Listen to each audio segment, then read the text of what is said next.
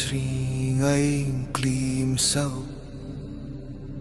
ॐ नमस्त्रिपुरसुन्दरी हृदयदेवी शिरोदेवी शिखादेवी कवचदेवी।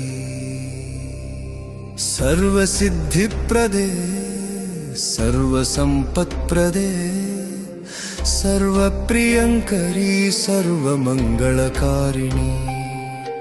सर्वकामप्रदे सर्वदुःखविमोचनी। सर्वमृत्युप्रशमनी सर्वविघ्ननिवारिणी। सर्वाङ्गसुन्दरी सर्वसौभाग्यदायिनी। सर्वार्थसाधकचक्रस्वामिनी कुलोत्तीर्णयोगिनी। सर्वज्ञे सर्वशक्ते सर्वैश्वर्यप्रदायिनी। सर्वज्ञानमयी सर्वव्याधिविनाशिनी। सर्वाधारस्वरूपे सर्वपाप